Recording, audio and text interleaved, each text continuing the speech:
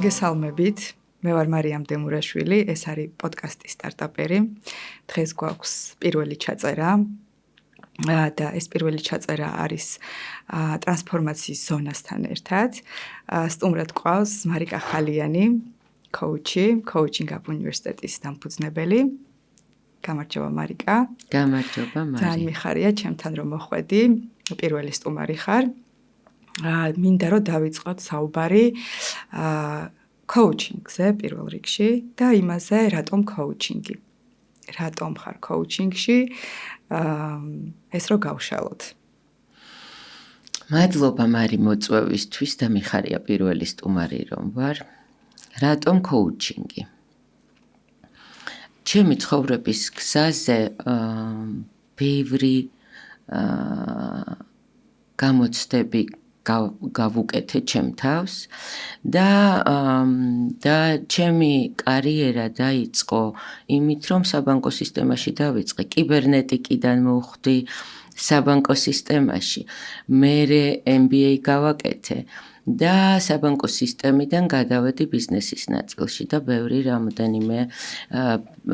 რამდენიმე სახის სხვადასხვა სახის ბიზნესთან მქონდა შეხება და საკმაოდ წარმატებულადაც და ერთი რაც იყო მნიშვნელოვანი ხაზი იყო ის, რომ ჩემი ცხოვრების განმავლობაში გარკვეულწილად ბევრი ნიშნული დავსვი, რაც მინდოდა გავაკეთე. მატერიალური სიკეთეებით შევქმენი, მაგრამ ხვდებოდი, რომ ეს არ იყო ის, რაც მე ბედნიერებას მანიჭებდა და ხვდებოდი, რომ მიზნებს ვაღწევ, მაგრამ ამას არ მოაქვს ბედნიერების ხარისხი და მერე გაჩნდა კითხვები, რა ხდება და სად არის ის მთავარი ხაზი, რითიც შეიძლება სიხარულის და ბედნიერების წყაროსთან იყო შეერთებული და დავიწყე საკუთარი თავის ძიების პროცესი და ჯერ მოვხვდი ტრენინგებზე, პიროვნული განვითარების ტრენინგებზე და მერე ამან მომიყვანა coaching-თან 2015 წელს და იმის მერე დავიწყე coaching-იც დავიწყე, მაგრამ პიროვნული განვითარების ნაწილი არასოდეს არ შემიწყვეტია. მერე კიდევ უფრო ღრმად მომინდა ჩასვლა და ფსიქოთერაპიაც შევისწავლე, გავხდი ფსიქოთერაპევტი და რეალურად დღესაც კი ახლაც რამდენიმე დღის წინ ევროპიდან ჩამოვედი ერთ-ერთი ძალიან სიღრმისეული ტრენინგიდან და ძალიან კმაყოფილი ვარ და როდესაც ამ სფეროში ხარ, განვითარება არ შეიძლება რომ შეუწყვიტო, იმიტომ რომ აქ განვითარების შეჩერება ნიშნავს უკუსლას. და ასე მოვხვდი coaching-ში და coaching-მა მომცა ძალიან დიდი ენერგია, იმიტომ რომ მივხვდი, რომ ჩემთვის ძალიან ღირებულ საქმეს ვაკეთებ. ჩემ ფასეულობებთან ეს არის ძალიან ახლოს და ვიცი, რომ სასარგებლო საქმეს ვაკეთებ ადამიანებისთვის და ეს მავსებს. აი ამ ფასეულობებს შეეხედა, შენი ფასეულობები რა არის, რასთან ახლოსაც არის coaching-ი? ჩემი ძირითადი ღირებულებები, ფასეულობები არის სიყვარული, სიყვარულის გაცემა, ერთობა, ჰარმონია, შინაგანი ჰარმონია და სამყაროსთან ჰარმონიაში ყოფნა და მინდა რომ ეს ჰარმონია ჩემშიც დავბადო და ადამიანებმაც შეძლონ ამ ჰარმონიასთან კავშირში ყოფნა და სიყვარული არის მთავარი წამყვანი ღირებულება და არ არსებობს სესია იმის გარეშე, რომ იქ სიყვარული არ იყოს. კლიენტი თუ არ შეგიყვარდა და მის გვერდით თუ არ ხარ. წარმოიდგინე ყოველ coach სესიაზე ადამიანის პარტნიორი ხარ, მის მიზნებისში, მისი მიზნების მიღწევის პროცესში ხარ მისი პარტნიორი და ამის გარეშე წარმოუდგენელია, რომ აქ არ იყოს სიყვარული და ერთობა და ჰარმონიული სვლა. Coaching-ის გარშემო არსებობს გარკვეული რწმენა წარმოდგენები იმასთან დაკავშირებით, რომ რაღაცა უნდა ურჩიო ადამიანს. აი, გამიგია ხშირად, რომ ეხა ამან ახალი რა უნდა მითხრას, ეხა რაც არ ვიცი. მინდა რომ ესე იგი ამის გარშემო ვიტრიალოთ და უფრო განვავრცოთ თუ რა ხდება coaching-ის სესიაზე და რას აძლევს ეს ადამიანს პიროვნული ზრდის მიმართულებით. Coaching-ის პროცესში ხშირად ჩვენთან როდესაც მოდიან ხოლმე ადამიანები ამბობენ, რომ მე ახლა რა უნდა ვისწავლო, სხვას რა უნდა ვასწავლო, როდესაც მე ბევრი მაქვს ასწავლი და რეალურად ვიწყებთ სწავლებას იმით, რომ coach-ს პირველ რიგში coaching-ური ეთიკა არის ის, რომ coach-ს არ აქვს უფლება გასცეს რჩევები. და ეს არის პროცესი, როდესაც შენთან ურთიერთობაში ადამიანი იწყებს თავის თავთან კონტაქტის, სიღრმისეული კონტაქტის დამყარებას. შენთან ურთიერთობაში ადამიანი ეხსნება, აქვს წვდომა თავის შინაგან რესურსებთან, რომელიც უბრალოდ დაბლოკილი და დაფარულია გარკვეული შიშების გამო და გარკვეული დანაშაულის გრძნობების და სხვადასხვა ემოციების და რწმენა წარმოდგენების გამო თავისი შინაგან რესურსებთან ადამიანს წვდომა არ აქვს და როდესაც ადამიანი იწყებს საკუთარ თავთან სიღრმისეულ კონტაქტს, უდიდესი სიბრძნეა ყველა ადამიანს და მე ვერ ვიქნები ვერავის ექსპერტი სხვის ცხოვრებაში. შენი ცხოვრების ყველაზე დიდი ექსპერტი შენ თვითონ ხარ. ამიტომ ჩემთან ურთიერთობაში, როდესაც შენ კლიენტი ხარ, შენ გეხსნება საკუთარ სიბრძნესთან წვდომა და ყველა პასუხები შენშია და რეალურად ამასთან გაქვს წვდომა და ხშირად არის ხოლმე, რომ ეს ყველაფერი მე ვილაპარაკე? ძალიან ხშირად ადამიანს უკვირს ხოლმე რეები დაბადა სესიის პროცესში. იმიტომ რომ აქ აღარ საწყის ეტაპზე არის გონებიდან მოდის და ფიქრიდან მოდის რაღაცები და მერე ეს გვერდით გადადის და საიდანღაც მოდის პასუხები და ამიტომაც არის რომ გამოფხიზლდებიან ხოლმე ხვდებიან რომ ეს თუ ეს ყველაფერი მე ვთქვი. მე მქონდა შენთან როგორც სწავლის, ასევე მუშაობის შესაძლებლობა სესიებზე. და არასდროს არ დამავიწყდება ალბათ ის აღმოჩენების პერიოდი, როდესაც როგორც სწავლობდი, ასევე მქონდა იმის შესაძლებლობა, რომ სესია როგორც ჩამეტარებინა, ასევე მიმეღო მონაწილეობა, როგორც კლიენტს ამ შემთხვევაში. შეგრძნების დონეზე და გაცნობიერებულობის დონეზე შემიძლია ვთქვა ის, რომ გიხსნის შენ სამყაროს ხელის გულზე გაჩვენებს, რომ აი ეს ხარ შენ, შენ მოგწონს თუ არ მოგწონს, ეს ხარ შენ, ოღონდ ამ ყველაფერს შენ თვითონ სცემ პასუხს. და ამას გაყავხარ სხვადასხვა რესურსებზე, გითავისუფლებს იმ სივრცეს, სადაც შენ შეგიძლია რომ ახალი შესაძლებლობები შემოუშვა. დღევანდელი ჩვენი სასაუბრო საკითხი არის ზუსტად ეს, როგორ ცვლის პიროვნული ზრდა და განვითარება ადამიანის შინაგან მდგომარეობას და რაზე გავლენას ახდენს ეს მატერიალიზაციაზე. ფულზე. როგორ შეუძლია რომ პიროვნულ ზრდას მისცეს გასაქანი მატერიალურ რეალიზაციასთან და მივიდეს მასთან ახლოს.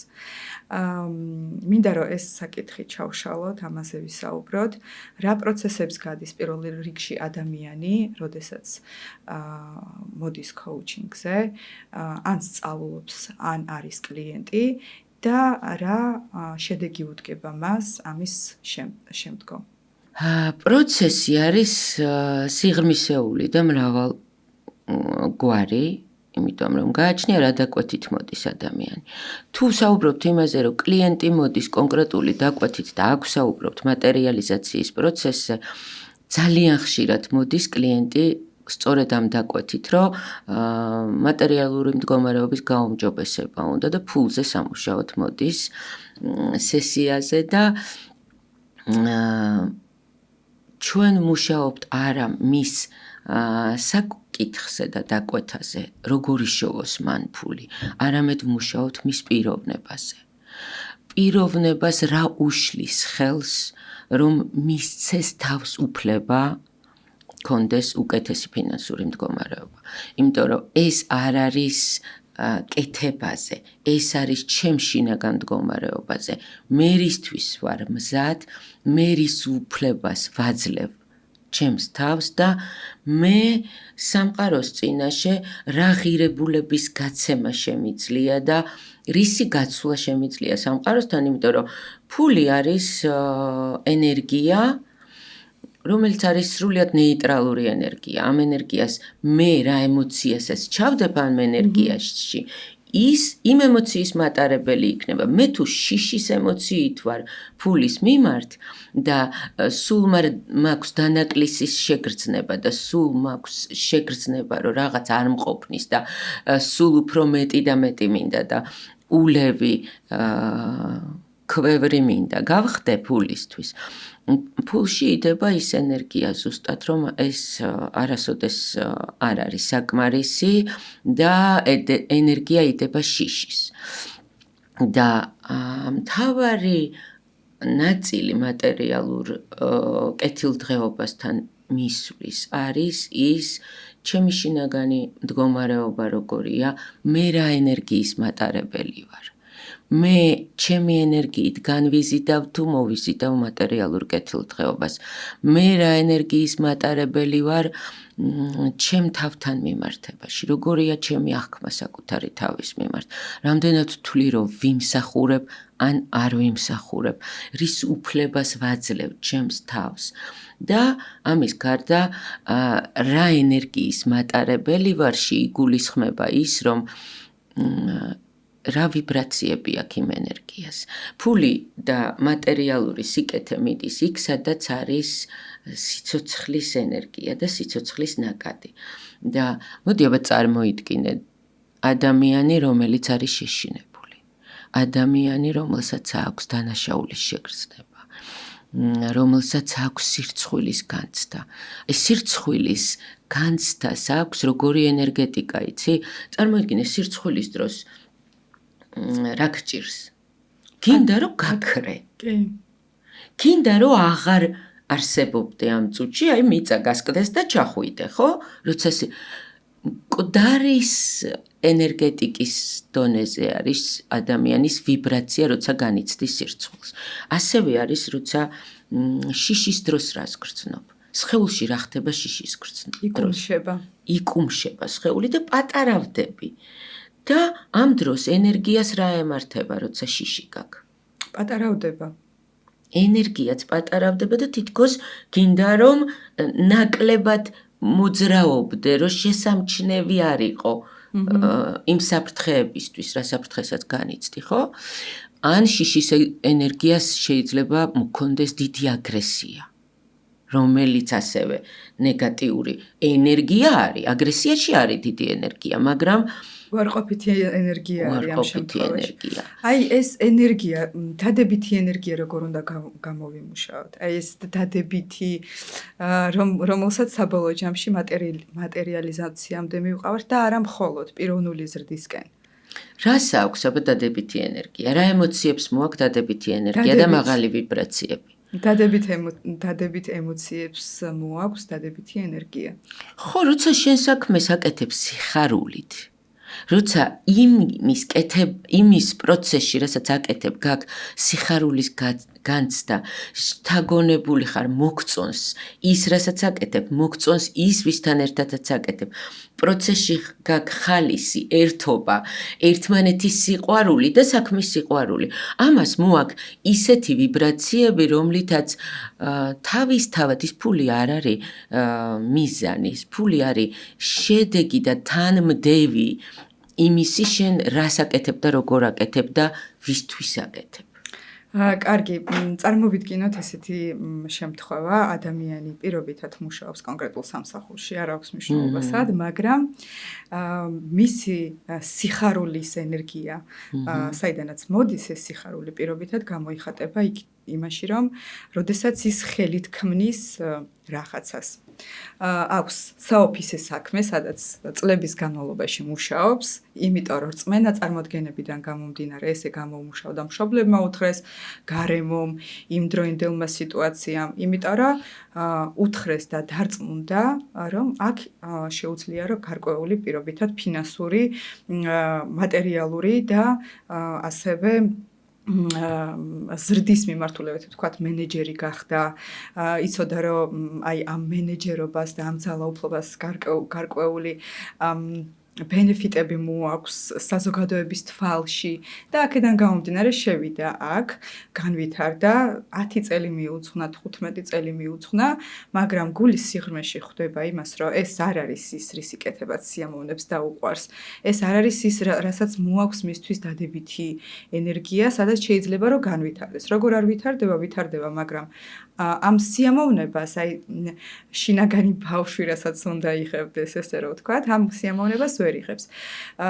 როგორ ფიქრობ, რა გზა აქვს გასავლელი ამ ადამიანს იმისთვის, რომ მივიდეს იქამდე და მიიღოს სიამოვნება იმ პროცესისგან, რაც შეიძლება. მინდა გითხრა, მარი, ახლა მეცინება, იმიტომ რომ ძალიან ბევრი ასეთი ადამიანი მოდის კოუჩინგზე.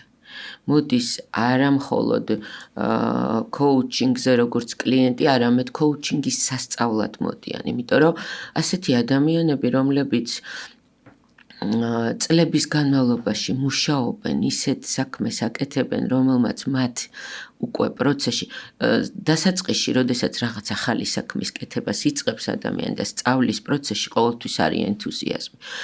მერე ის საქმე თუ შენია, იმიტომ რომ ინტერესია თავიდან და გაინტერესებს, როგორ მიაღწევა, როგორ მიხვიდე იმ მიზნამდე, რისი გაკეთებაც გინდა და მერე, როდესაც ეს რუტინად იქცევა, თუ ეს შენი საქმე არ არის, ძალიან მომაბეზრებელია ამ საქმის კეთება და ადამიანებისთვის საქმის კეთება ტანჯვად იქცევა ხოლმე, იმიტომ რომ სიხარული აღარ მოაქვს ამ საქმეს მათთვის და მერე იწყება სწორედ ის ძიების პროცესი, რომ აღარ შეუძლია ამ კი ანაზღაურებაც აქვს, სტაბილური სამსახურიც აქვს, მაგრამ იმდენად ემოციურად გადაიღალა და არ უნდა იმის კეთება, რასაც აკეთებს, რომ იწყებს ძიების პროცესს და ძიების პროცესი იწყება სწორედ იმით, რომ მოდის კოუჩინგის სასწავლად, რაღაც ახალი პროფესია უნდა, ახლებურად უნდა, თავისუფლებიდან უნდა საქმის კეთების დაწყება, იმიტომ რომ კოუჩინგის სწავლის მერე შეუძლია თავად განკარგოს თავისი დრო და იწყებს უკვე არა დაქირავებულ თანამშრომლად ყოფნას, არამედ თავისი რესურსების, დროის, ენერგიის, ყველაფრის თავად განკარგვას და ამაში არის ბევრი დიდი სარგებელი და ამიტომაც მოდიან ხოლმე გარკვეული ნაწილი ადამიანების კოუჩინგის სასწავლად. დანარჩენი ნაწილი მიდის კოუჩთან როგორც კლიენტთან, რომ დაიწყოს საკუთარი თავის ძიება. რა აკეთოს და როგორ აკეთოს და როგორ შეცვალოს. ზოგჯერ ადამიანებს იმდენად ყელში ამოსდის ეს, რომ ჯერ მოდიან სამსახურიდან, გარკვეული პერიოდი რჩებიან აი ამ სიცარიელში და მერე იწყებენ ძიებას. ზოგჯერ ადამიანები, რომლებიც მუშაობენ და ხვდებიან, რომ უკვე აღარ შეუძლიათ, ჯერ კოუჩთან მოდიან, იწყებენ საკუთარი თავის ძიების პროცესს და მერე ნელ-ნელა ეტაპობრივად მოდიან იმ სამსახურიდან და უკვე სიცხადე აქვთ და უკვე იციან რისი კეთება უნდათ და შინაგანი მოტივაციაც აქვთ და ენთუზიაზმიც აქვთ. რა არის ეხლა ვფიქრობდი პარალელურად იმაზე, რომ ამ ყველა პროცესს, თუნდაც კოუჩთან მისვლის პროცესს, ან სამსახურიდან წამოსვლის პროცესს, წინ უძღვის შიში, რომელიც არის ყველა ესე ვთქვათ, საბაზისო მოთხოვნილებაზე უფრო ძლიერი, თუ ამაზე არ იმუშავე და არ გადალახე ეს შიშის შეგრძნება. ეს შიშის შეგრძნებაც მოდის იქიდან. აი ღრმა რაღაცა გარკვეული რწმენა წარმოდგენებიდან, აღზრდიდან, გარემოდან და ასე შემდეგ. აი ეს დისკომფორტის ზონაში შესვლა განვითარებისთვის ყველასთვის მარტივი პროცესი არ არის და ძირითადად გარკვეულ დაბრკოლებებთან არის ხოლმე ასოცირებული. რა უნდა გააკეთონ ადამიანებმა იმისთვის, რომ ამ შიშის ზონიდან გამოვიდნენ. მესმის რთული საკითხია. და მივიდნენ კოუჩთან ან ფსიქოთერაპევტთან. კი, უბრალოდ მარტივი არ არის თავის თავთან თავად იმუშაოს ადამიანმა. ეს ყველას არ შეუძლია. მაშინ გარკვეულწილად ესეთი გამოცდილება უნდა კონდეს და სულ რო გამოცდილება კონდეს ჩვენს კოუჩებსაც და ფსიქოთერაპევტებსაც ყავს ჩვენი ფსიქოთერაპევტებიც და დავდივართ მათთან და მათთან ვამუშავებთ ჩვენ საკითხებსაც. არ არის მარტივი საკუთარ თავთან მუშაობა, იმიტომ რომ როდესაც წინ ადამიანი გიზის და კოუჩი გისმენს ის ხვანაირად ხედავს შენ რას ლაპარაკობ და როგორ ლაპარაკობ და სად სისტემურად როდესაც გისმენს ადამიანი და გამოცდილია ის ხვანაირად ხედავს სად უნდა გამოსდოს ძაფს რომ გაიხსნას იქ რაღაცები. ამიტომ საკუთარ თავს გარედან ვერ ხედავთ და ვერ ვაცნობიერებთ და გვჭირდება მეორე ადამიანი იმისათვის რომ აღქმა კონდეს. ხო და მე რასაც გულისხმობდი ამ შემთხვევაში არის ზუსტად ეს, რომ ადამიანებს ესეც უჭირთ, რომ მივიდნენ კოუჩთან ან ფსიქოთერაპევტთან და თავისი შიშები აი ესე ხელის გულზე დაგანახონ, რომ მე აი ამის მეშინია. შენ ხო გამოგიცდია ძალიან ბევრჯერ პრაქტიკაში, რა მხელა გზის გავლა გიწევს, რომ იქამდე მიხვიდე, იმიტომ რომ ერთი ბლოკია, მეორე ბლოკია, მესამე ბლოკი, ამას გიფარავს მაქსიმალურად. ფარავს, რომ შენ არ დაინახო ის სისუსტე, რა სისუსტეც აქვს, იმიტომ რომ თვითონაც ეშინია, რომ თვალი გაუსწოროს ამ სისუსტეს. კი, ხშირად ხდება, როდესაც ადამიანები საკუთარ თავს ვატყუებთ, გაუცნობიერებლად. უკვე იმდენად მივეჩვიეთ რაღაცების დაფარვას, მიჩქმალვას, არ შემჩნევას, რომ ეს გაგვიჯდა უკვე, პატერნად იქცა და ვერც ხვდებით ისე ვიტყუებით და საკუთარ თავსაც ვატყუებთ და აქ კოუჩის პროფესიონალიზმზე ძალიან ბევრია დამოკიდებული. როდესაც ადამიანი მოდის შენთან, პირველი რაც მნიშვნელოვანია არის უსაფრთხო გარემოს შექმნა, ნდობითი ატმოსფეროს შექმნა და შენ თვითონ უნდა იყო ისეთი გახსნილი, უნდა შეგეძლოს მოწყვლადიც იყო იმ ადამიანთან, რომ ის ადამიანი მიხვდეს, რომ აქ არის ისეთი სივრცე, სადაც მე შემიძლია ბოლომდე მივენდო პროცესს და თავიდანვე შეიძლება არა, მაგრამ ნელ-ნელა ასე ფურცელ იძლევა ადამიანი იმის საშუალებას და გენდობა, რომ თავისი შინაგანი პროცესები გახსნას და მოგანდოს და ფაქტიურად იწყება ხმამაღლა ფიქრის პროცესი შენთან ერთად და ეს არის უდიდესი ნდობის პროცესი, კოუჩინგის პროცესი და ფსიქოთერაპიისაც. ხო, მინდა რომ საქართველოს საკითხს შევეხო ამ შემთხვევაში მთლიანად, ლოკალურად. ის ისტორია, რომელიც საქართველომ გამოიარა საუკუნეების განმავლობაში, ვფიქრობ, რომ გარკვეულ ბაბლში ქართულად არ ვიცი, აი ბაბლში გვაქცევს, სადაც ჩვენ ერთმანეთთან რაღაცა გარკვეული კავშირი გვაქვს და ისტორიულად როგორც ქცევით, ასევე რწმენა წარმოდგენების დონეზე და სამყაროს აღქმის დონეზე ჩვენ გვაქვს რაღაცა გარკვეული ისევ რწმენა წარმოდგენებთან მივდივართ და იმასთან როგორ აღიქვავს საქართველო სამყაროს. მოდი აი ეს როგორც ადამიანს ისე შევხედოთ საქართველოს და რატომ ვართ ღარიბი ქვეყანა? მარიკა, ამ კითხვას დავსვავდი. მე ხშირად ეს არის ჩემთვის ძალიან მტკივნეული თემა და ალბათ ყველასთვის და ყველაზე მეტად რაც მტკივა ჩემი გადმოსახედით, სადაც არის პრობლემა, მე ის მტკივა. და როდესაც საქართველოს უყურებ როგორც ერთიან იდენტობას, როგორც მაგალითად ფსიქოთერაპიის დროს და კოუჩინგის დროს ადამიანს უყურებ როგორც ერთიან თლიანობას. და ხშირად არის ხოლმე, რომ მის ერთ ნაწილს ერთი უნდა და მეორე ნაწილს მეორე უნდა. და ეს ნაწილები ერთმანეთთან წინააღმდეგობაში მოდის და ამ დროს ვამბობთ ხოლმე, რომ არის შინაგანი კონფლიქტი და როცა შინაგანი კონფლიქტია, პიროვნების თლიანობა იხლიჩება და ამ დროს წარმოუდგენელია რამე შემოქმედება შემოქმედებითი პროცესი იყოს აქ და რამის მიღწევა. ადამიანს რაღაცნაირი დამანგრეველი პროცესი აქვს შიგნით, იმიტომ რომ ერთი იქით ეკაჩება, მეორე აქეთ.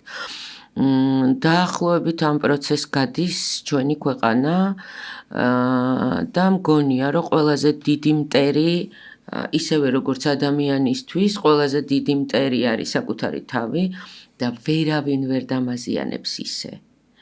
როგორც მე თვითონ შემიძლია ჩემი თავი დავაზიანო.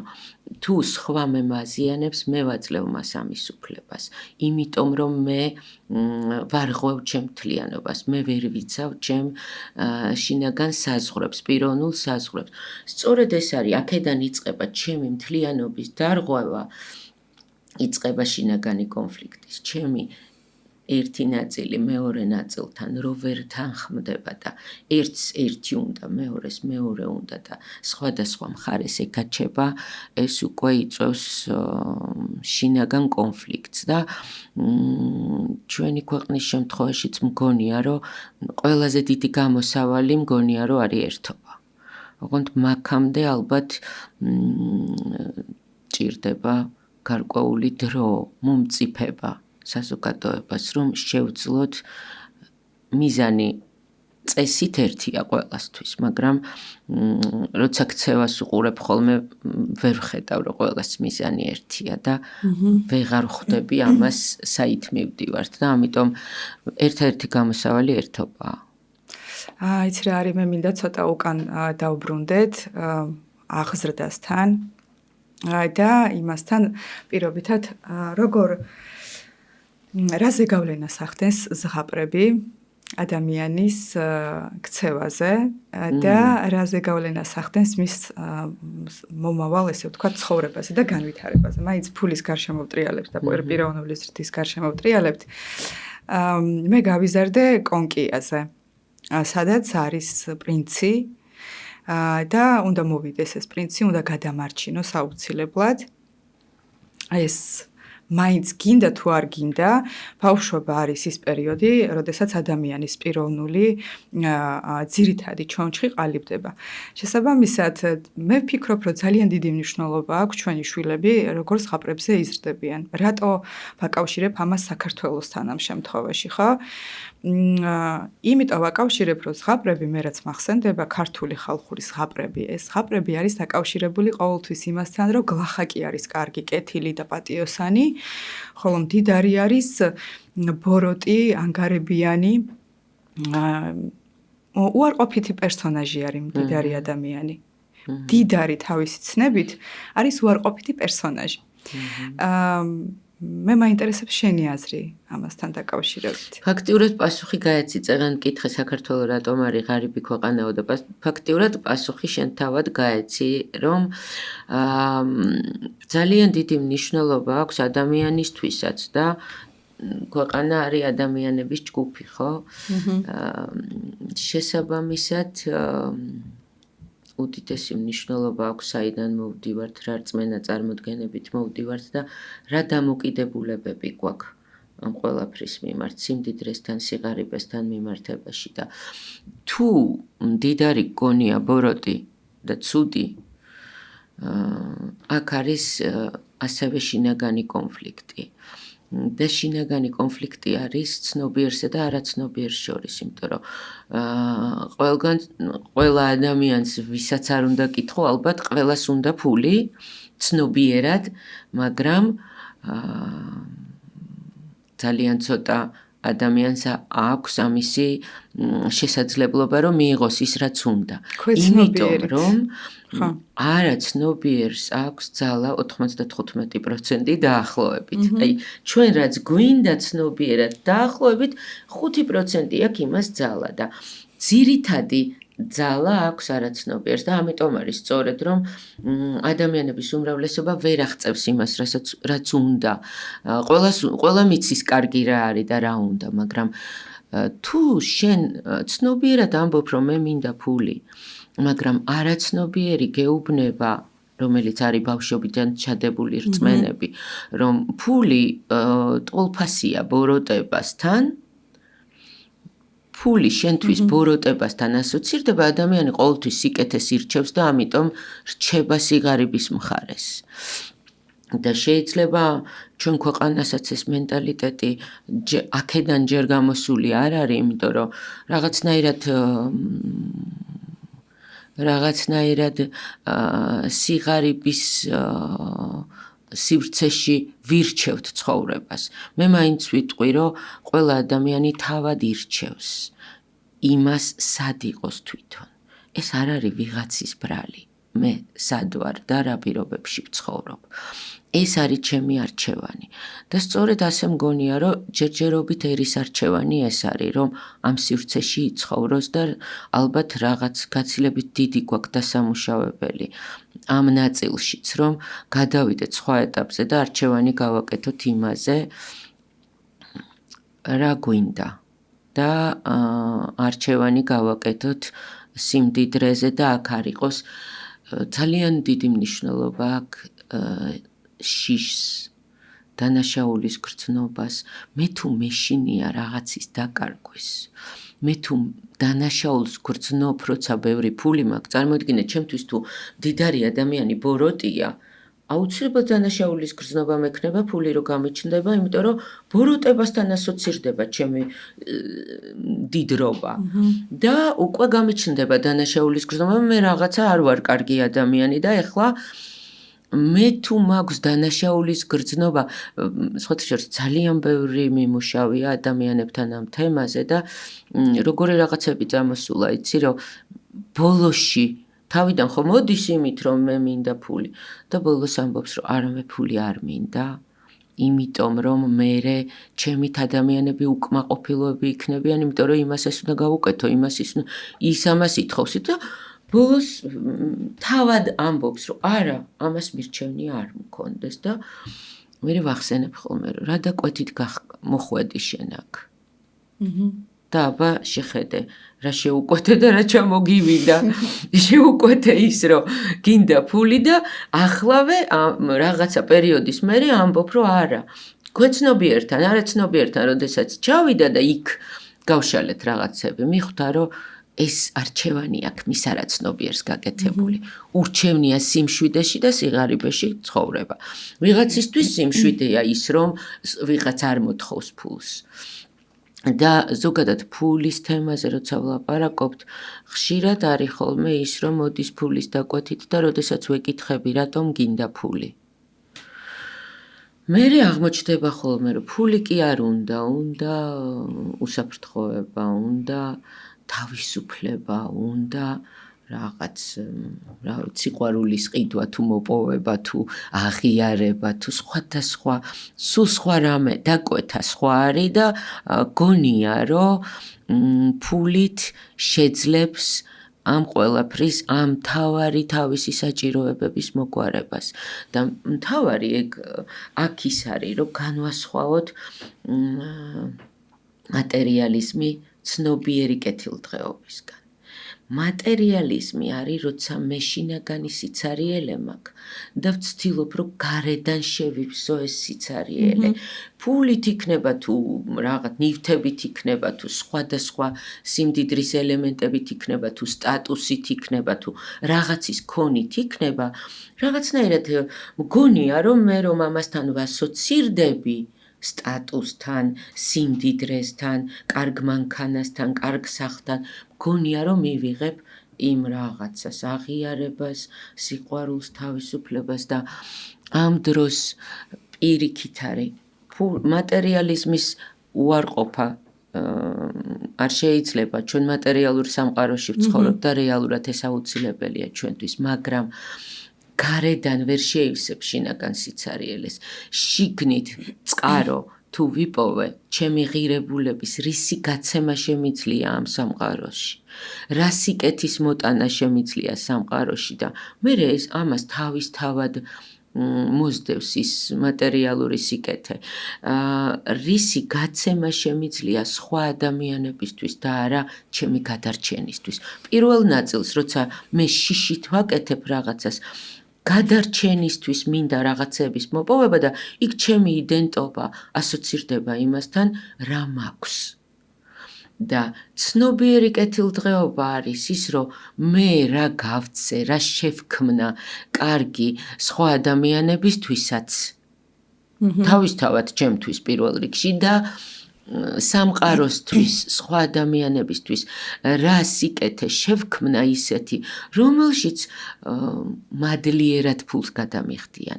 ისე კი არა, რომ ამაში ფული როგორ პირიქით, აი როცა შენ გაქვს შენი ღირებულების განცდა, როცა შენ იცი, რომ შენი სესია 200 ლარი კი არა, გაცილებით მეტი სიკეთის მოტანა შეგიძლია იმ სესიით, ვიდრე 200 ლარია, ძალიან თავისუფლად გამოვართმევ ადამიანს და ვართმევ ამ სესიაში 200 ლარს, იმიტომ რომ მანაც იცის და სიკეთით და მადლიერებით იხდის იმ ფულს, იმიტომ რომ გაცილებით მეტი წაიღო, ვიდრე 200 ლარი, რომელიც გადაიხადა და აქ მე არ მაქვს იმის შეგრძნება, რომ რაღაც გაცვლის წესები დაირღვა. ხვდები და ეს არის სწორედ საკუთარი თავის, საკუთარი სერვისის ღირებულების განცდა. მასლოუს პირამიდა გამახსენდა ახლა საჭიროებების დონეების მიხედვით. და ისევ საქართველოს და მასლოუ მოდის ერთმანეთთან კავშირში. მინიმალური საჭიროებები, როდესაც არ აქვს ადამიანს დაკმაყოფილებული, თუნდაც აი ეს უსაფრთხოების შეგრძნება, ოღონდ უფრო ჩაშლილად, როდესაც არ აქვს იმის საშუალება, რომ საკუთარი არსებობა უზრუნველყოს, ცოტა რთული არის, მე ვფიქრობ, რომ იმაზე იფიქროს პიროვნულად როგორ განვითარდეს, ხო? თუ პირველად ის საჭიროებები არ აქვს დაკმაყოფილებული. აი ამ შემთხვევაში ორი აზრი მომდის ხოლმე, მე პირადად თავში და შენი აზრიც მაინტერესებს. პირველი არის არამატერიალური რაღაც, არის ოცნება. და რას გულისხმობ ახლა კონკრეტულად, რომ თუ ადამიანი აძლევს საკუთარ თავს ოცნების საშუალებას, საბოლოო ჯამში, როგორც პირველადი საჭიროებები, ასევე სხვა საჭიროებებიც უკმაყოფილდება, იმიტომ რომ ის აძლევს საკუთარ თავს ვიზუალიზაციის საშუალებას იმის, რომ აი პატარა ჯარისკაცს ყოველთვის გენერლობა უნდა, ესეთი გამონათქვამი ხო არსებობს, შენ თუ შენ თავში გაქვს იმის რესურსი, რომ მისცე უფლება საკუთარ თავს, რომ ვიზუალიზაცია მოახდინო შენი სურვილების, მგონია, რომ იმ გზასაც მოძებნი, როგორ მიხვიდე იქამდე. მე მაინც ვფიქრობ, ახლა ტრენინგებს რო ვატარებდი რეგიონებში, მახსენდება მეწარმე ქალბატონები, ვისთანაც მქონდა კონკრეტული პრაქტიკა, სადაც ვეუბნებოდი, რომ ნებისმიერი რესურსი გაგაჩნია, ნებისმიერი, აი უთვალავი შეკეუნები, მაგრამ ის თუ ხო, აი ეს იყო, რომ ვეკითხებოდი, აი ერთ-ერთი ქალბატონი იყო, უბრალოდ ახლა გავიხსენებ ამ кейსს, უნდა და სამკერვალოს გაკეთება. და ვუთხარი, რომ წარმოიდგინე, რომ გაქვს განუსაზღვრელი რესურსი საბანკო ანგარიშზე თუ ზოგადად, რას გააკეთებდი ამ შემთხვევაში? ისევ სამკერვალოს გააკეთებდი, რამე განსხვავებულს გააკეთებდი და ამ ქალბატონის პასუხმა გამაოცა და მაგ დროს მივხვდი ზუსტად იმას, რომ რასთან გვაქვს საქმე, ამ სამკერვალოს მეორე სართულს დავადგავდიო. და ნახე, ადამიანები არ ვაძლევთ საკუთარ თავს ხშირად იმის უფლებას, რომ ვიოცნებოთ. ოცნება არის უფასო. შენ შეგიძლია წარმოიდგინო ნებისმიერი სივრცე, ნებისმიერი შესაძლებლობა და ვფიქრობ, რომ რაც უფრო მეტად მივცემთ საკუთარ თავს, თუნდაც ბავშვობაში დაბრუნების საშუალებას, როდესაც ნებისმიერ რამეზე შეგვეძლო, რომ გვეოცნება და ბავშვი ხო ისეთი არსება არის ამ შემთხვევაში, რომელსაც ყველაფრის შეცნობა უნდა, ყველაფრის შესწავლა უნდა, ყველაფერსთან შემხებლობა უნდა. უბრალოდ რომ ვიზრდებით, რაღაცა ერთ აგურს მეორე აგური ედება და ვიშენებთ ხოლმე კედლებს. შენი აზრიც მაინტერესებს ამასთან დაკავშირებით, აი შენ წარმოდგენაში როგორ არის ეს? აი მასლოუს საჭიროებებიდან რო წამოვიდეთ, დაბალი დაკმაყოფილების დონიდან ზევით რო ავიდეთ. წეღან შენც თქვი ასეთი რამ, რომ ბავშვობაში კონკიაზე გავიზარდეო. თუ იმაზეო რა ქვია, კონკიაზეო და ვიღაცას პრინცი უნდა მოსულიყო და უნდა გადავერჩინეო და მანდ მთავარი სიტყვა იყო პრინცი კარგია რომ უნდა მოვიდეს ბავშვობაშიც და დიდობაშიც, მაგრამ თავარი სიტყვა არის რისგან უნდა გადაგარჩინოს. აი აქ არის მთავარი ჩასახედი, რომ რისგან ხარ გადასარჩენი, დღეს რა გაქვს შენ გადასარჩენი. და მასლოუს პირამიდის ქვედა ნაწილში, როდესაც არიან ადამიანები, მე გეთანხმები, რომ ეს რთული სივრცეა, სადაც გადარჩენაზე ორიენტირებულია ადამიანი და სხვა გზა არ აქვს და არ აქვს რაღაც მაღალი მატერიებზე ფიქრის და ზრდის შესაძლებლობა ზოგჯერ ადამიანს, მაგრამ და გეთანხმები, რომ ოცნება არის ძალიან მნიშვნელოვანი ინსტრუმენტი და ატრიბუტი, თუმცა ზომიერება ყველგან საჭიროა, იმიტომ რომ მე მინახავს ჩემთან მოსული ადამიანებიც, რომლებიც იმდენად არარეალურ სამყაროში შექმნეს თავისი ცხოვრება, რომ ამ რეალურ სამყაროში ვეღარ ცხოვრობენ. აქაც ძალიან მნიშვნელოვანია ოცნებაში არ გაიჭედოს და იმ არარეალურ სამყაროში ადამიანი არ დარჩეს დიდი დოზით, იქ ზოგჯერ ისე მოსწონთ ყოფა, რომ დალინკვას ვეღარ აკეთებენ იმ არარეალური სამყაროსი და დღევანდელი სამყაროსი და ეს გამოფხიზლება მერე ოცნება ძალიან კარგია, მაგრამ ზომიერების ნაწილი და უნდა იცოდე, რომ ამ ოცნებისკენ ყოველდღე თვითონ ნაბიჯის გადადგმა უნდა შეგეძლოს. უნდა იცოდე რა არის შენი ოცნება და ერთი პატარა ნაბიჯი ყოველდღე. მოქმედება. ერთი დეტალური უმნიშვნელო ნაბიჯიც. კი თუ გადადგი, მაშინ კი, მაგრამ თუ მუდმივად ოცნების რეჟიმში ხარ და აქ არაფერს არ აკეთებ, მერე გიზიდავს ის არარეალური სამყარო და იქ ჩარჩენა მოსწონთ ადამიანებს და ამიტომ ხშირად არის ხოლმე მერე გაქცევის ნაწილი ან ფილმებში, სერიალებში, წიგნებში, არარეალურ სივრცეში.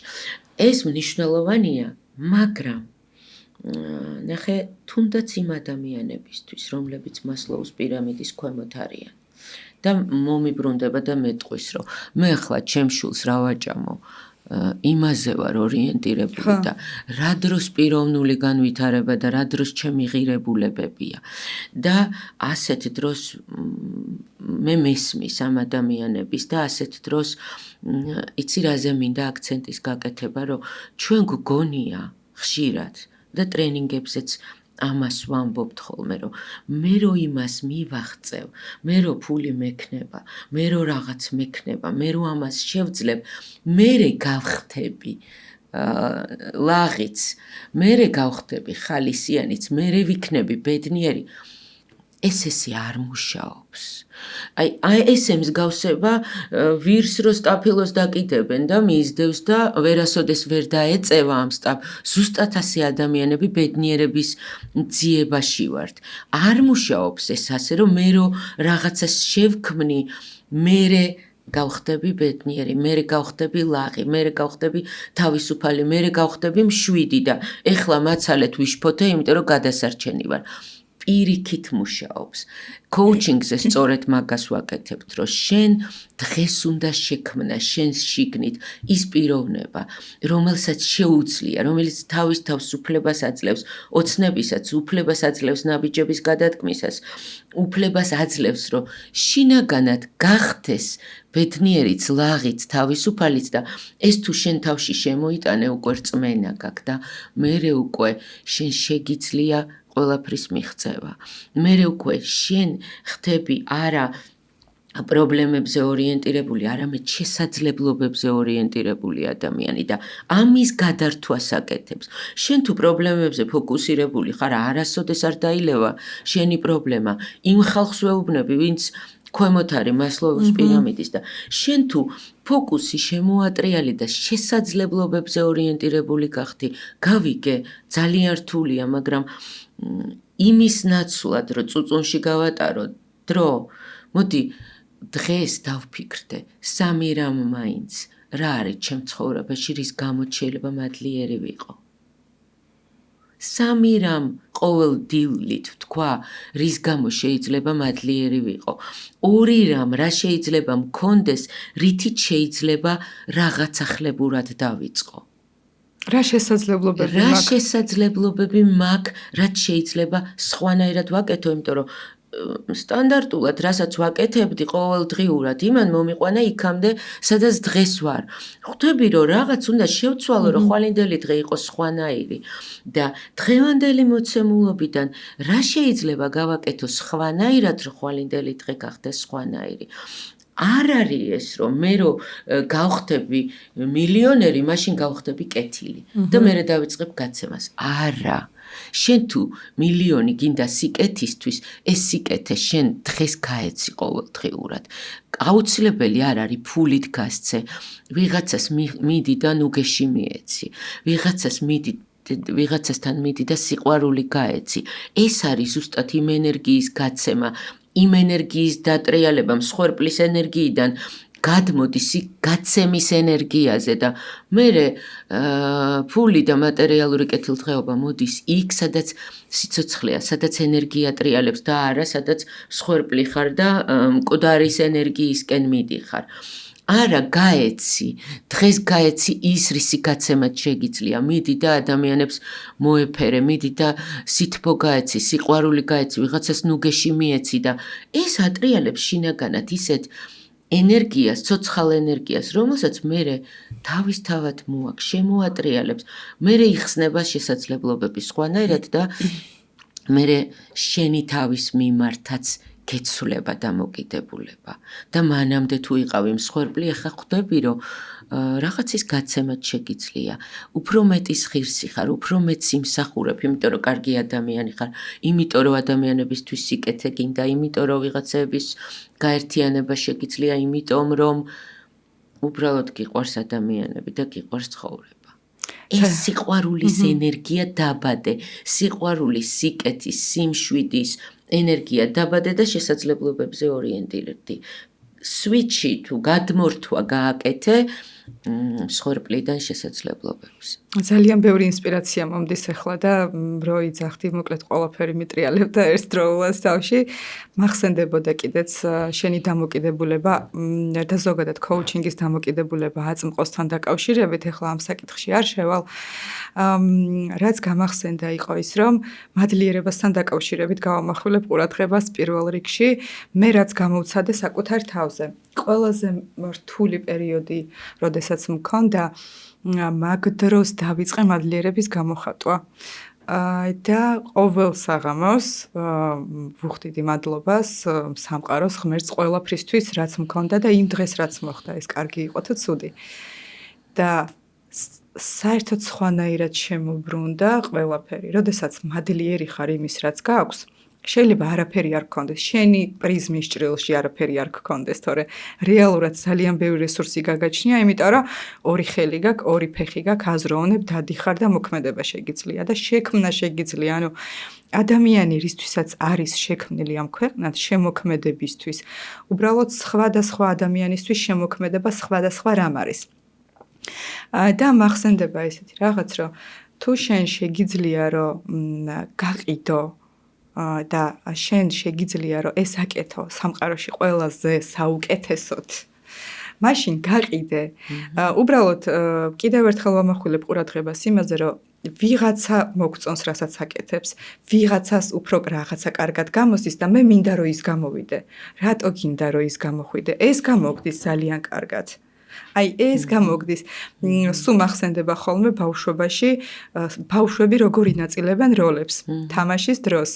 ვიღაცა პირობითად ვიზახი დიასახლისი არის და იქ რაღაც სამზარეულოში საჭმელს აკეთებს, ვიღაცა სიამოვნებს რომ რაღაცა ორატორია და დგას და ამ ბავშვებს რაღაცას ასწავლის, ვიღაცა კიდე რაღაცა სხვა როლშია. აი ეს რომ გაგვახსენდეს, რომ აი იქ რა რისი გაკეთება გვსიამოვნებდა რა.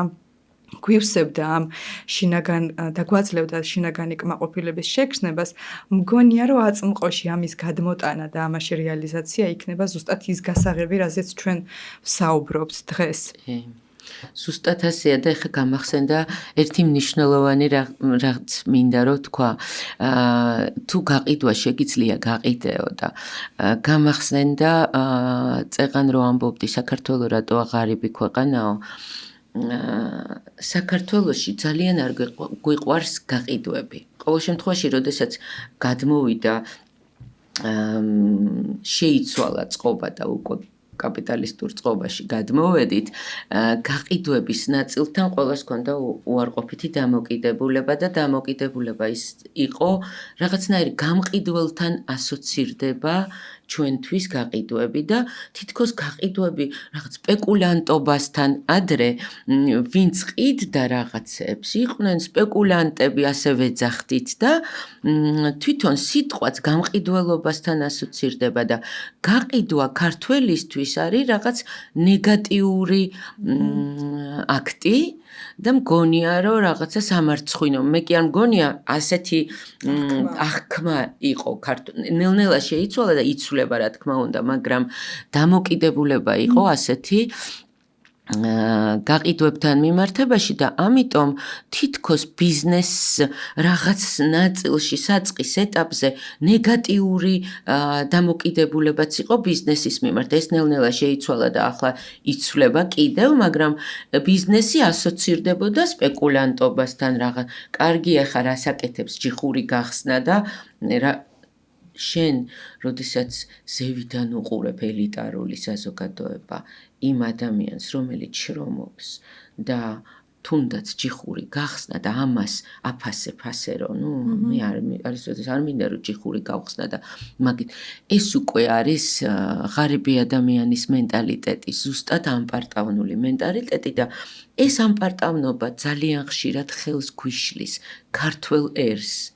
ჩვენი ერთ-ერთი მთავარი საფიქრალიც და ისიც არის მგონია რომ ამპარტავნობის თემაც რომ ფულიც იმიტომ გვინდა რომ ბევრი ფული გქონდეს რომ აღიარება მოვიპოვოთ და რაღაცნაირი ღმერთები გავხდეთ და სიკეთეები გავცეთ ადამიანებისთვის იმიტომ რომ იქიდან სიყვარული მივიღოთ. ეს არ არის ღირებული და ფასეულობრივი ნაწილი ხვდები კი სიკეთის გაკეთება სხვა არის მაგრამ იმ სიკეთის გაკეთებასაც ძალიან დიდი სიბრძნე უნდა როგორ აკეთებ ამ სიკეთეს საიდან აკეთებ ამ სიკეთეს და რისთვის აკეთებ ამ სიკეთეს ამას ძალიან დიდი მნიშვნელობა აქვს და კიდე ერთი რამ გამახსენდა საქართველოსთან მიმართებაში რომ აი ეს ამპარტავნება ხელს გვიშლის. მგონია რომ ხშირად ამაზე ვხუმრობ ხოლმე რომ ჩვენ ვართ დირექტორების ქვეყანა. აი ქართველები ვართ დირექტორების ქვეყანა. უდიდესი რესურსები გვაქვს და მართლაც ძალიან დიდი გონებრივი რესურსები აქვს. ჩვენ ერს ამას არ ვაკნინებ ნამდვილად და ვხედავთ კიდევაც ამ ერთი ციცქნა ერს რა შედეგების დადება შეუძლია რო შეადარო 10 ჯერ და 20 ჯერ ჩვენზე დიდი ერების და ჩვენი პატარა ერის მიერ დადებულ შედეგებს უტოლდება მათ შედეგებს რაოდენობრივად. როცა ჩვენ ძალიან ცოტანი ვართ, ხო? რეალურად რესურსი დიდი გვაქვს, მაგრამ ამ პარტავნების ნაწილზე მინდა გავამახვილო ყურადღება, რომ ყველას პირდაპირ დირექტორობა უნდა, ყველა ბრძენია, ყველას უნდა რომ ჭკუა გასწავლოს და ჭკუა დაგარიგოს. მოსმენის კულტურა ნაკლებად არის ჩვენთან და ყველაზე მთავარი რაც არის რო ვადარებ თურქეთს მაგალითად, როდესაც მივდივარ თურქეთში დასასვენებლად. ეს ერი არის მომსახურე ერი. ჩვენთან სერვისი ჯერ კიდევ ძალიან დაბალ დონეზეა, იმიტომ რომ შინაგანად არ შეგვიძლია. ტაქსის ცხოველი, რომელიც ზის და გემსახურება თავს გამადლის, რომ მე იცი რამდენი დიპლომი მაქვს. მსახურების ნაწილშია, მაგრამ ამას ვერ იტევს. ამას თურქეთში როცა სიხარულით აკეთებენ ამას და შენ ხარ მთავარი ადამიანი, რომელსაც ემსახურებიან, სერვისი რა არის?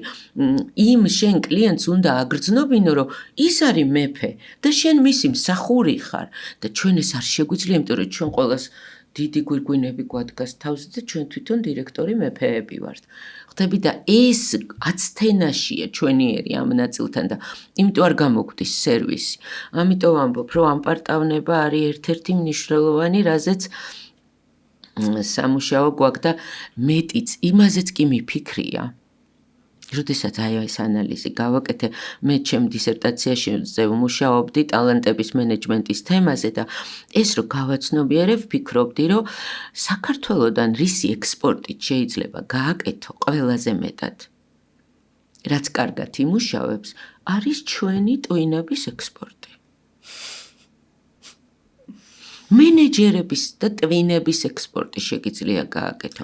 ამ ერთი ციხნა ქვეყანაში ხა კარტოფილს და ზეთს იმდენს ვერ მოიყვან, რომ ექსპორტით გამდიდრდე, მაგრამ ტვინების ექსპორტი შეიძლება. მართლაც არის უდიდესი რესურსები საქართველოში, ადამიანური რესურსები, თუ მათ აი შეუქმენი ისეთი რაღაცნაირი ინკუბაცია გაუკეთეს, ველი შეუქმენი, სადაც ბოლომდე შეუძლია გაშალოს ქართველმა თავის შესაძლებლობა, მართლა შეიძლება ძალიან დიდი ექსპორტის გაკეთება ამ ტვინების და ამაში ძალიან დიდი ფულის გაკეთება და ამაზე მიფიქრია, მაგრამ მე ვეღარ მიმიყვანია ეს ბოლომდე. ვიღაცამ შეიძლება წაიღოს იდეად და გააკეთოს ეს. და ვუბრუნდები იმას, რომ მგონია, რომ ამ პარტავნების თემა გვიშლის ხელს. იცი რა მინდა, გავშალოთ, ჩავიდეთ უბრალოდ და დაუბრუნდეთ აი ამ პარტავნობას და შენი აზრი მაინტერესებს. აი ეს ერებს შორის არის ყოველთვის სხვაობები, სხვადასხვა მიმართულებით, რაც ეხლა ახსენე თურქეთსა და საქართველოს შორის პირობითად.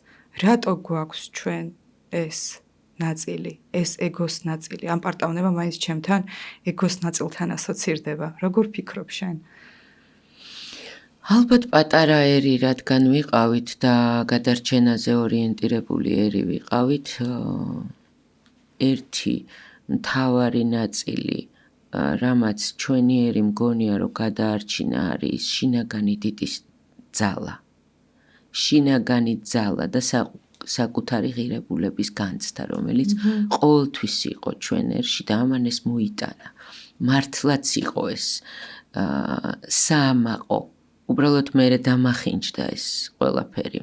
თორე შინაგანი სიძლიერე და შინაგანი ღირებულების განცდა და ამ ღირებულების განცდას და ამ შინაგან სიძლიერეს მოქონდა სწორედ ის, რომ აქამდე მოიტანა ჩვენმა ერმა თავი და ყველა ბრძოლებში გამარჯვებული მოდიოდა სწორედ ამ შინაგანი სულის კვეთებით. და ალბათ აქედან მოდის ეს ყველაფერი, მაგრამ მე გადაგვარდა და დამახინჯდა, მაგრამ ეს ამ პარტავნება, რო შევადაროთ ერს, მაგალითად სხვა ერებს, რომლებსაც კარგად გამოსდის სერვისი და ჩვენ ამ სერვისის ნაწილში არ ვაძლევთ თავს უფლებას, რომ მსახურებაში გადავიდეთ. მომსახურე ერი ვერ ვართ.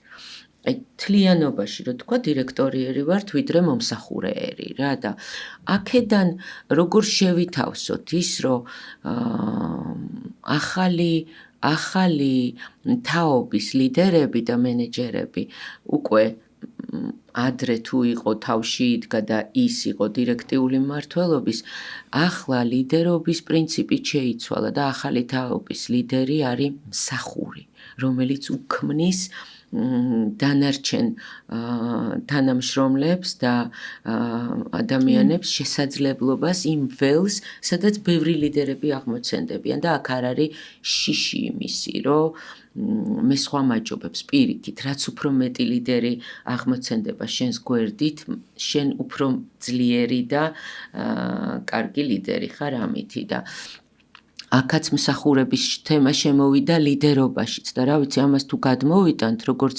მენეჯერიერი, რომ უკვე ახალი თაობის მენეჯერობა და ლიდერობა არის სხვების მსახურება, შეიძლება ამან მაინც გადაგვარჩინოს და გვიშველოს, არ ვიცი. მე იცი რა მელინკება? ისტორიულად და გენეტიკურად ვართ ქვეყანა, სადაც მეფეები მართავდნენ წყობას თავიდან ბოლომდე. და ისტორიაც ყველა საუკუნე გვასწავლის იმ დიდებას, რა დიდებაშიც იმყოფებოდა საქართველო. გინდა არ გინდა, ეს ჩემი დამოკიდებულებაა, უბრალოდ გინდა არ გინდა, როდესაც აცნობიერებ თუნდაც ბავშვობაში ისტორიის შესწავლის დროს, რომ რა ქვეყანაში დაიბადე და გაიზარდე და ამაში გიწყობს ხელს დამატებით გენეტიკა, თავადები, და ასე შემდეგ. მგონია, რომ 21 საუკუნეში თითქოს საქართველოში არ მიეცა ხალხს უმრავლესობაზე მაქვს საუბარი რეალიზაციის საშუალება იმისთვის, რომ ეს დიდება შინაგანად ეგრძნოთ. ხდები? ამასთან მივდივარ და იმიტომ არის შენ რაზეც გამახვილე ყურადღება კონკრეტულად თუნდაც ტაქსის მძღოლების შემთხვევაში რომ ყველა სამდენი დიპლომი აქვს მე აქ ტკივილი მესმინება კი რა თქმა უნდა აი ეს ტკივილი რომ მე ვერ მოვახდინე ჩემი რესურსების რეალიზაცია და მე ეს მტკივა და განა ეს ვარ მე მეტი ვარ მაგრამ ვერ ვაკეთებ იმ მეც ზუსტად ეგ არის გეთანხმები ერთი ის რომ ტკივილი მესმინება მაგრამ მე როდესაც უკვე არჩევანი გავაკეთე და ამას ვემსახურები ახლა ეს ვაკეთო სიყვარულით ეს ვაკეთო იმითი რომ სხვისთვის მაქსიმალური სარგებელი გავცე ჩემთან ერთად მგზავრობის პროცესში ადამიანმა იგრძნოს გაცილებით კარგად თავი. მეტი კომფორტი შევქმნა, გაცილებით საინტერესო გავხადო ეს საუბარი, ვიდრე წუწუნი იყოს და ვიდრე ის რომ მე რაღაცას შენზე მეტი ვარ, მაგრამ აქ ზემოდან არ მიყურო. არ არის ზემოდან და ქვემოდან ყურების ამბავი ეს შენი დამოკიდებულებაა. არ არის თუნდაც ის სატკივარი და სამარცხვინო, როდესაც შრომობ. ნებისმიერი შრომა არის დასაფასებელი, ნებისმიერი. და კიდევ ერთი წეღან რაც გამახსენდა ის რომ ქართველ ერზე ვამბობთ ხოლმე რომ არის ზარმაცი. მაგრამ არასოდეს არ ყოფილა ქართველი ერი ზარმაცი. ყოველთვის იყო ქართველი ერი მშრომელი, მაგრამ მოხდა ის რომ საბჭოთა წყობის დროს ადამიანმა დაკარგა თავისი ფუნქცია, შრომას არსი დაეკარგა, შრომას ფასი დაეკარგა. მთელი დღე რო ადამიანი სამსახურში მიდიოდა და იჯდა და ქსოვდა და ყავას სვამდა და არაფერი საქმე იქ არ ქონდა, აქ დაიკარგა მთავარი შრომის ფასი და იმის მერე კიდევ გადარჩენაზე გადავიდა ჩვენი ერი და იძულებული გახდა ისეთი საქმე ეკეთებინა, რომელიც მისი არ იყო. ფულისთვის შრომა დაიწყო ადამიანმა და შენ თუ ფულისთვის შრომობ. იქ უკვე სიხარულის განცდა არ არის და აუცილებლად იქნება სიზარმაცე. მეც ზარმაცი ვარ. როცა ისეთ საქმეს ვაკეთებ, რომელიც არ მსიამოვნებს, ძალიან ზარმაცი ვარ, მაგრამ თუ ისეთ საქმეს ვაკეთებ, რომელიც ჩემია და რომლითაც ვქმნი, შემიძლია ღამეები ვათენო, მაგრამ მთლიანობაში რო შევხედო, შემიძლია ჩემ თავს ზარმაცი ვუწოდო.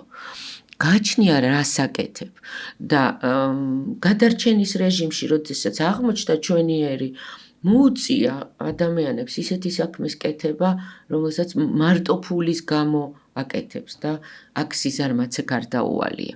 ამიტომ დაერქვა მერე რომ ქართველი არის ზარმაცი.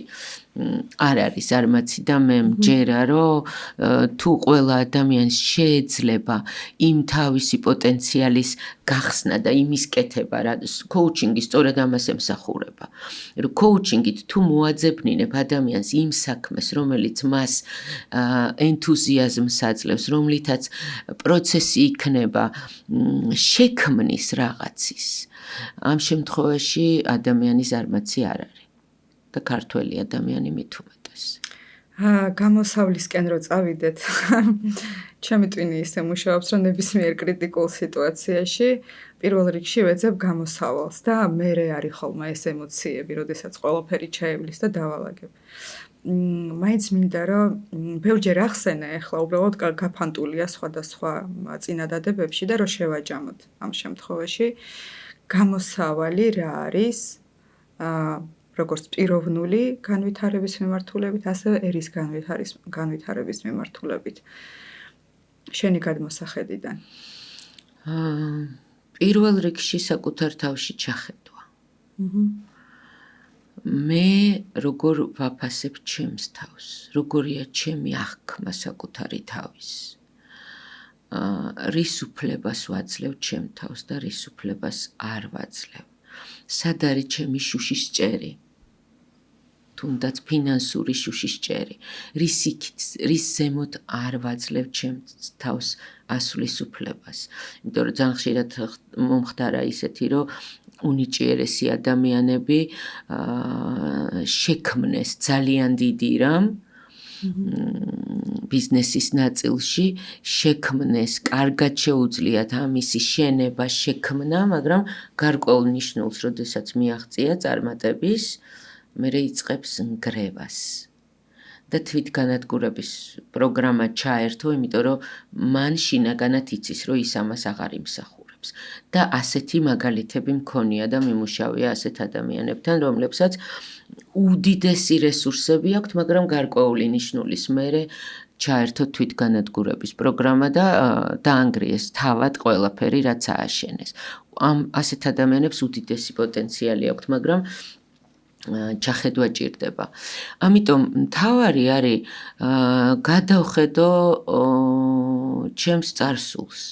სად მქონდა შენების პროცესი, სად იყო სტაგნაცია. მე ზუსტად ვიცი, იმიტომ რომ ჩემ ცხოვრებაში ბევრჯერ იყო ზემოცვლაც და ქვემოცვლაც, ყველა ნაწილში და მათ შორის ფინანსურ ნაწილშიც და რო ვუყურებ პირდაპირ პროპორციულად მიყვება ერთმანეთს ეს ენერგიის ნაწილი. სადაც იყო სიყვარული, სადაც იყო ერთობა, სადაც იყო ენთუზიაზმი, სადაც იყო შექმნის პროცესი და ერთობა და ერთმანეთის გატანა, ყველაფერი კარგად მიდიოდა. სადაც დაიწყო მერე, აბა ეს რატო ხდება, ისე რატო ხდება, შენ მეტი, მე ნაკლები, ის გაფუჭდა, ოღონდ ყველასთვის ფუჭდება. ბიზნესი არის რაღაცნაირი ოჯახის შექმნა. ოჯახის შექმნაა ბიზნესი. პარტნიორები არიან ერთი ოჯახი იქმნება ბიზნეს პარტნიორობის დროს და ის ბიზნესი არის შვილი მათი. და როცა პარტნიორებს შორის ურთიერთობა ფუჭდება, ყველაზე მეტად როცა მშობლები ცილდებიან, როგორც შვილი ზიანდება, სწორედ ასეა, რომ როდესაც პარტნიორებს შორის ურთიერთობა ფუჭდება, მაგ დროს შვილი ზიანდება და ბიზნესი ზიანდება და ის ბიზნესი რო ზიანდება, ყველა მხარისთვის დამაზიანებელია. როცა შეგვიძლია ერთად დიდ მწვერვალებს მივაღწიოთ, ყველა ზარალდება მაგ დროს. მშობელიც და შვილიც, როცა შვილი მსხვერპლად ეწირება, მშობლებიც იტანჯებიან ამ დროს და ზუსტად ასევე ხდება ბიზნესის დროს. და პირიქით, თუ ამას ბევრი ნეგატივი მოყვა, მერე ბევრი დანაკარგიც მოყვება ხოლმე. ამიტომ გაანალიზე შენი ცხოვრება, სად იყო აღმასვლები, სად იყო ქვემოცვლები, სად იყო დანაკარგები და რასთან იყო ეს ყველაფერი კავშირში და ჩახედე შენ თავს. რის უფლებას აძლევ, რას იმსახურებ და რას არ იმსახურებ, სად არის შენი შუშისჭერი, რა ღირებულების შექმნა შეგიძლია სამყაროსთვის, რისი მოტანა შეგიძლია და ეს ყველაფერი არის გაცვლა.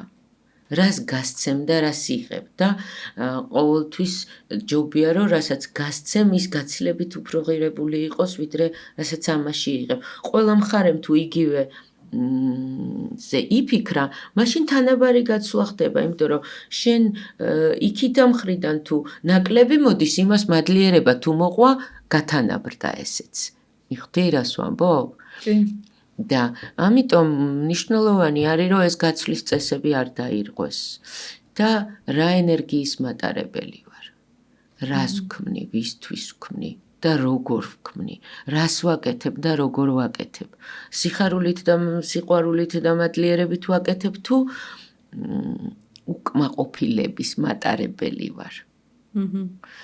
დანაკლისიდან ვითხოვ თუ სისავსიდან ვითხოვ.